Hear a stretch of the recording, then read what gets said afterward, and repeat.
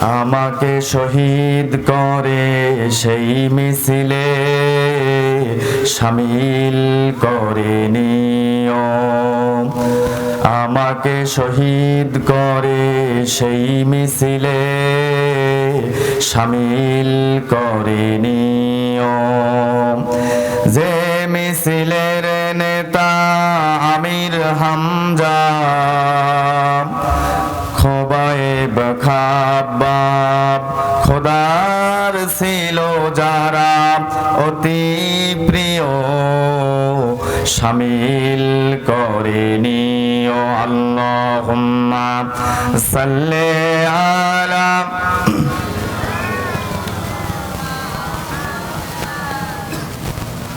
ওয়া আলা আলি।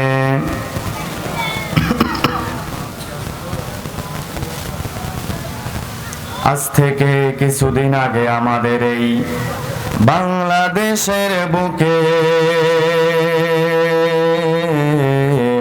আলেম ওলামার কোনো সম্মান ছিল না, ক্ষমতা ছিল কুখ্যাত খুনি স্বৈরাচারের হাতে। মসজিদের মেম্বারে কিংবা ওয়াজের ময়দানে হক কথা বললেই পুলিশ এসে ধরে নিয়ে যাইতো। ভয়ঙ্কর আয়না ঘরে বন্দি রেখে ধোকে ধোকে মেরে ফেলা হইতো। এমন জুলুম আর অন্যায় দেশে, এমন জুলুম আর অন্যায় দেশে ইতিহাস হয়ে থাকবে। ফেরাউন নমরুদের মতো আমার আল্লাহ এই জালিমদের বিচার একদিন করবেই করবে। আল্লামা সাঈদীর কথাগুলো আরশে আজিম থেকে আমার আল্লাহ কবুল করেছে। এদেশের মানুষ বুঝতে পেরেছে আল্লাহ বলতে একজন আহকামিল হাকিমিন মহাবিচারক আছে। কালেমা লা ইলাহা, জোরে লা ইলাহা,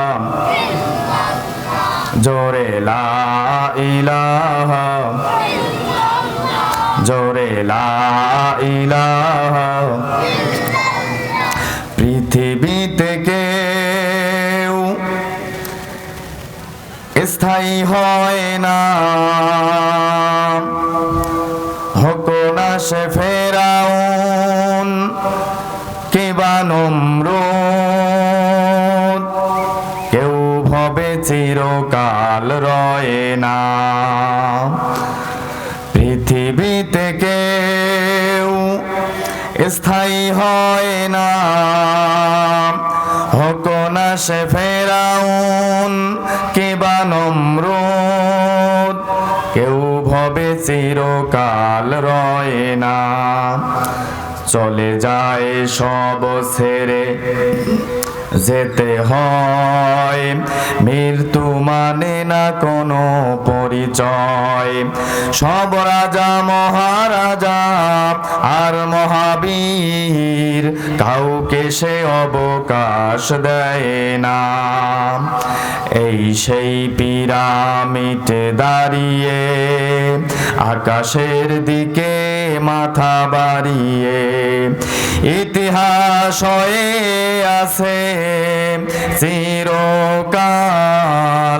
ফেরাউন শুধু ভবে রয় না। ফেরাউনকে কি পৃথিবীতে রয়? কথা বলেন। পৃথিবীতে কেউ স্থায়ী হয় না, হোক না সে ফেরাউন কিংবা নমরুদ, কেউ ভবে চিরকাল রয় না। আলহামদুলিল্লাহ। মুআজ্জাজ ও মুকাররম সাহেবে সদর, জাতির শ্রেষ্ঠ সন্তান, নায়েবে নবী, ওয়ারিসাতুল আনবিয়া, দিন ও দুনিয়ার ইমারত, উপস্থিত হযরত উলামায়ে কেরাম, আজকের এই মাহফিলের সম্মানিত সুযোগ্য সভাপতি সাহেব জনাব আলহাজ সুলতান আহমেদ, সভাপতি অত্র মাদ্রাসা, বারাকাল্লাহু ফি হায়াতি, বলেন আল্লাহুম্মা আমিন। প্রধান অতিথি জনাব মোহাম্মদ আতাউর রহমান, সভাপতি রানীশঙ্কেল উপজেলা বিএনপি। বিশেষ অতিথি রফিকুল ইসলাম, উপজেলা জামাতি ইসলাম আমির সাহেব। জনাব আল্লামা ওবায়দুল বিন নূর আলিফ, জনাব রজব আলী, জনাব মোহাম্মদ আব্দুল হাকিম, জনাব আলহাজ লোকমান আলী সহ আরও আছেন আব্দুল আলিম সাহেব। বারাকাল্লাহু ফি হায়াতি, বলেন আল্লাহুম্মা আমিন। বিভিন্ন স্কুল কলেজ মাদ্রাসা থেকে আগত, বিভিন্ন স্কুল কলেজ মাদ্রাসার সম্মানিত মোদারেসিনে কেরামগণ, বিভিন্ন মসজিদ থেকে আগত খতিব মুয়াজ্জিন বন্ধুগণ, বিভিন্ন রাজনৈতিক দলের নেতা এবং কর্মীবৃন্দ, হালাল রুজির অন্বেষণ নিয়োজিত শ্রমিক, দিনমজুর, ব্যবসায়ী সহ সর্বস্তরের তাওহীদি জনতা, কোরআনুল কারিমের সুদা পান করতে আসা কোরআন পাগল, ইসলাম পাগল, নবী প্রেমিক সমবেত তাওহীদি জনতা, পর্দার আড়ালে অবস্থানরত মা এবং বোনেরা, সবাইকে সালাম। আসসালামু আলাইকুম ওয়া রাহমাতুল্লাহি তাআলা ওয়া বারাকাতুহু। মাবুদের দরবারে ইলাহিতে শুকরিয়ার প্রশংসা গুজার করি, যেই মহান মনিব আপনাকে আমাকে অন্য কোনো ঝামেলার মধ্যে না রেখে একটি জান্নাতি বাগানে আসবার বসবার সুযোগ দান করলেন, বলি আলহামদুলিল্লাহ। হাদিসে পাকের মধ্যে এসেছে, হাদিস শাস্ত্রের অন্যতম কিতাব হচ্ছে মুসনাদ আহমদ। আবু দারদা রাদিয়াল্লাহু আনহু বলেন, রাসূল পাক সাল্লাল্লাহু আলাইহি ওয়াসাল্লাম বলেছেন, যেখানে কোরআনুল কারীমের দার্স হয়, হাদিসের তদরিস হয়, দিনী আলোচনা করা হয়, ওই জায়গাটা জান্নাতের টুকরায় পরিণত হয়ে যায়। বলেন সুবহানাল্লাহ। বুঝে থাকলে বলুন, জান্নাতে কি কোনো গুনাহগার বান্দা প্রবেশ করবে? যারা কথা বলতেছে না এরা মনে হয় করবে, যাবে? কোরআনুল কারীমের মাহফিলে বসার সঙ্গে সঙ্গে ওই বান্দাদের অতীত জীবনের গুনাহ খাতা আল্লাহ পাক মাফ করে দেয়। জোরে বলেন সুবহানাল্লাহ। যতক্ষণ বসে থাকবেন আপনার মাথার উপর থেকে শুরু করে আরশ আজিম পর্যন্ত অগণিত ফেরেশতা আপনার আমলনামায় সওয়াব লেখা শুরু করবে। জীবনের গুনাহ মাফ হবে আপনি আসার বসার কর্মের প্রতিফল। আল্লাহ হলেন উত্তম খালিক, উত্তম মালিক। পুরস্কার হিসাবে আপনার আব্বা আম্মা, দাদা দাদি, নানা নানি, আত্মীয় স্বজন, পরিবার পরিজন যেনারা অন্ধকার কবরের মধ্যে চলে গেছে, তেনাদের 40 দিনের কবরের আযাব আল্লাহ পাক মাফ করে দেবে। জোরে বলেন সুবহানাল্লাহ। এরকম একটি মাহফিলে আপনারা আসতে পেরে খুশি না বেজার? কারা কারা বেজার আছেন একটু হাত তুলে আল্লাহকে দেখান। ওই 3-4 জন, মানে এরা বোঝে নাই কথা। কথা বলেন ঠিক কিনা? কথা বুঝতে হবে, ঝোঁকে মাতাল হওয়া যাবে না। কথা বলেন ঠিক কিনা? রাসূল পাক সাল্লাল্লাহু আলাইহি ওয়াসাল্লামের শানে দরুদ ও সালাম পেশ করি, যেই নবী কিয়ামতের দিন আপনাকে আমাকে সুপারিশ করে করে জান্নাতে নিয়ে যাবেন, বলেন সাল্লাল্লাহু আলাইহি ওয়াসাল্লাম।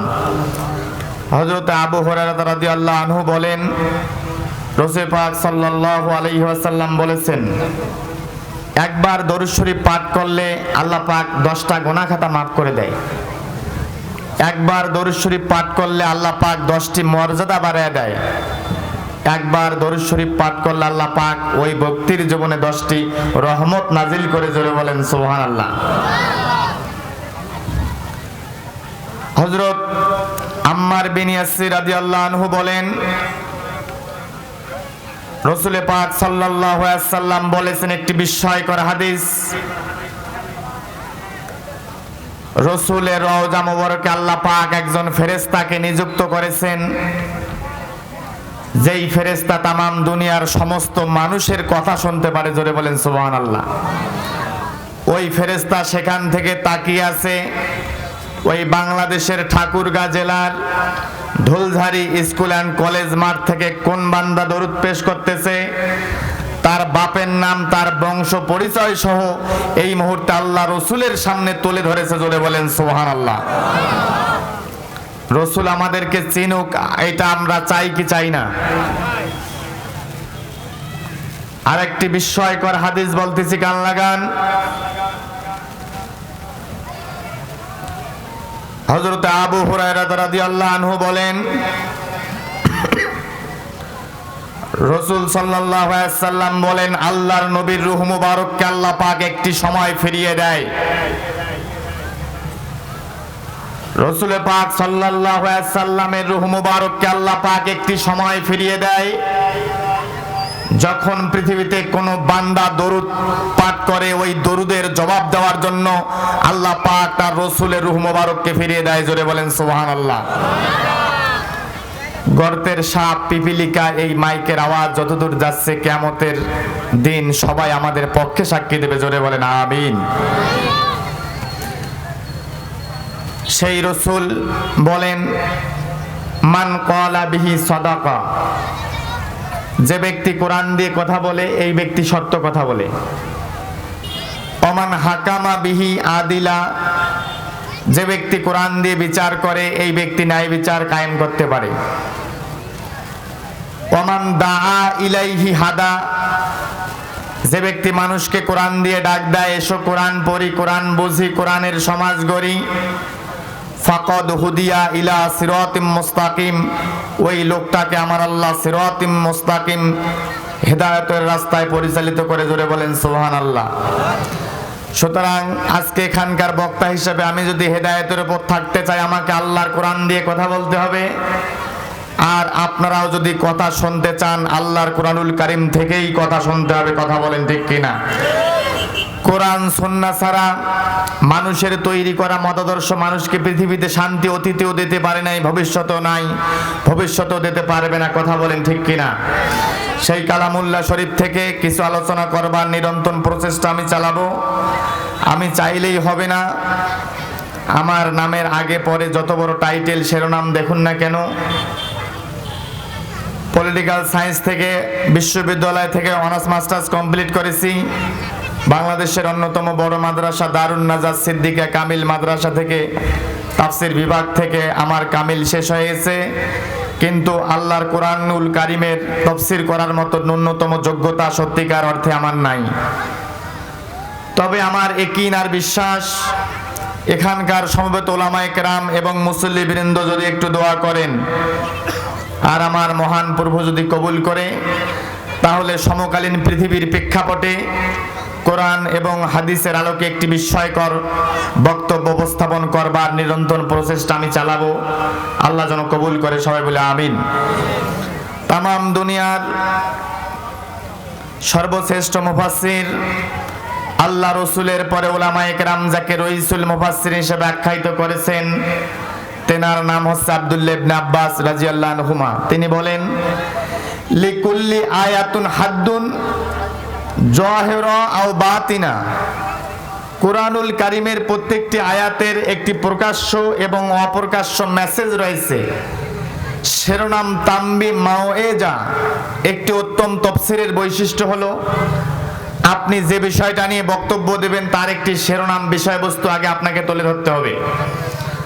সুতরাং আজকে আপনাদের সামনে আমি যে বিষয়টা নিয়ে কথা বলতে চাই তা হচ্ছে, তামাম পৃথিবীর দিকে তাকালে আজকে দেখা যায় গোটা দুনিয়ায়, গোটা মুসলিম মিল্লাত, অসংখ্য বনি আদম আজকে মানবেতর জীবন যাপন করতেছে, নির্যাতনের শিকার মুসলমানেরা। কথা বলেন ঠিক কিনা? Bosnia, Chechnya, Herzegovina, Palestine, Iraq, Somalia, Hungary, Nigeria, South Africa,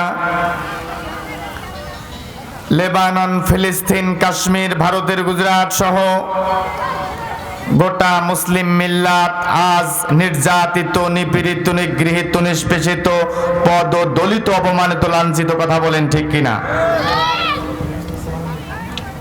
ইরাকে মায়ের খাইতেছে মুসলমানেরা, ইরানে মায়ের খায় মুসলমান মায়ের সন্তানেরা,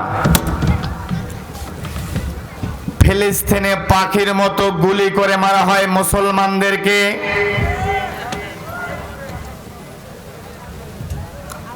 নাইজেরিয়ায় ট্রাকের সঙ্গে বেঁধে রাস্তায় ছেঁচড়িয়ে ছেঁচড়িয়ে মারা হচ্ছে মুসলমানদেরকে। ভারতের গুজরাটে এটার ভাটায় পুড়িয়ে পুড়িয়ে মারা হচ্ছে মুসলমানদেরকে। আমার পাশের রাষ্ট্র মায়ানমারে মুসলমানদেরকে জান্তা সেনারানীর বিচারে হত্যা করেছে।